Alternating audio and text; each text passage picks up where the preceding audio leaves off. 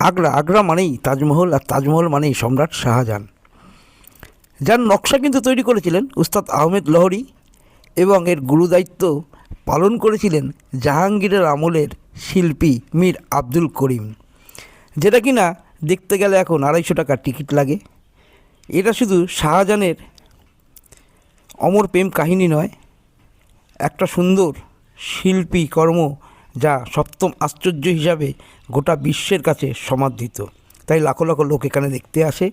তাই আজকে আমরা আপনাদেরকে নিয়ে যাব সেই শাহজাহানের সে অমর কীর্তি দেখতে। তাহলে চলুন আমার ভিডিওটা দেখতে থাকুন। গুড মর্নিং, দেব ফ্যামিলি ব্লগের পক্ষ থেকে সবাইকে স্বাগতম। আশা করি আপনারা সবাই ভালো আছেন। আজকে আমরা আপনাদেরকে নিয়ে এসেছি মুঘল সম্রাট শাহজাহানের অমর সৃষ্টি তাজমহল দেখাতে, যেটা কিন্তু গোটা বিশ্বেই সপ্তম আশ্চর্য হিসাবে সবাই জানেন। সেই তাজমহল গেট দিয়ে ঢোকার মুখে কিন্তু আপনারা এই ছবিগুলো দেখতে পাবেন। প্রতি বছরই নিত্য নতুনভাবে এই ছবিগুলো তুলে এখানে দেওয়া হয়, এবং তাজমহল কিন্তু দেখতে সাদা হলেও নানাবিধ কালারও তাজমহলে দেখা যায়। অর্থাৎ পূর্ণিমার রাতে একরকম কালার, বৃষ্টির সময় একরকম, এবং সূর্য উঠলে তার কালার কিন্তু একরকম মনে হয়। তা চলুন আজকে আমরা আপনাদের সেই তাজমহল দর্শন করাবো, এবং তাজমহল সম্বন্ধে যেটুকু সবাই কিছু না কিছু জানেন, তাই আমি যেটুকু জানি সেটুকু আপনাদেরকে জানাবো। তাজমহল ভারতের আগ্রায় অবস্থিত একটি রাজকীয় সমাধি। তাজমহল একটি শুধুমাত্র ভালোবাসার প্রতীক নয়, এটা সারা বিশ্বের পর্যটকদের কাছে একটি বিশেষ আকর্ষণের কেন্দ্রবিন্দু। এই যে আমরা তাজমহলের প্রবেশের সাথে সাথে দেখতে পাচ্ছেন, এটা আমাদের বাঁদিকে এই যে ইমারতগুলো রয়েছে, এই ইমারতগুলো কিন্তু যারা এই তাজমহল তৈরি করেছেন, রক্ষণাবেক্ষণ করেছেন, বা যারা এর দেখভাল করেন, তাদের জন্যেই সম্রাট শাহজাহান করেছিলেন। কারণ এই তাজমহল শুরু হয়েছিল 1632 খ্রিস্টাব্দে এবং শেষ হয়েছিল 1653 খ্রিস্টাব্দে।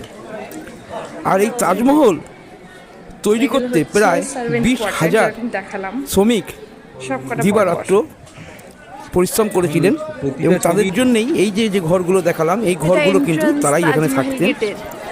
এবার এসে গেলাম তাজমহলের মেন গেটে।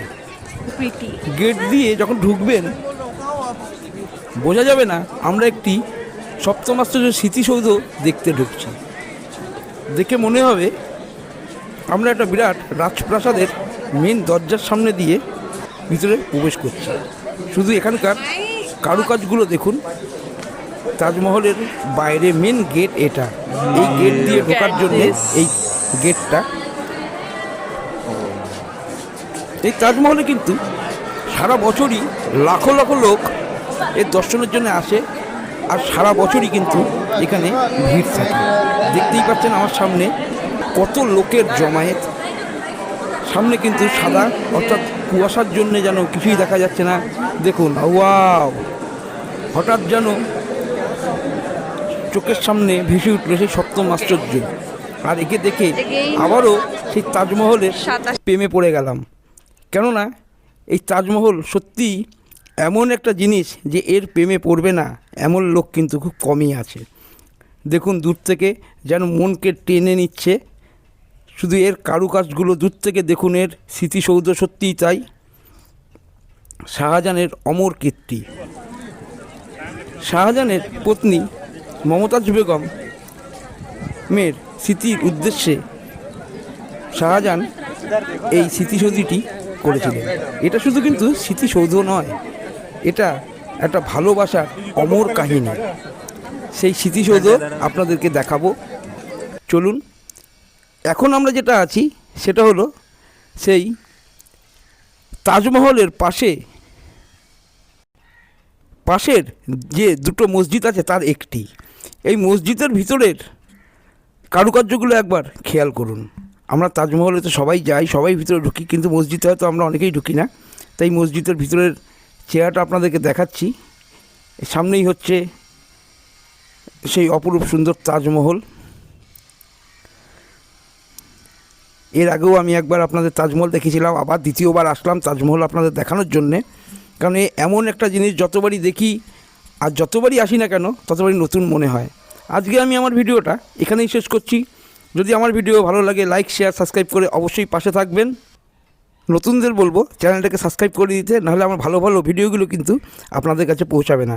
তাহলে আবার দেখা হবে আপনাদের সঙ্গে নতুন কোনো ভিডিও নিয়ে, নতুন কোনো জায়গায়। ততক্ষণ ভালো থাকবেন, সুস্থ থাকবেন।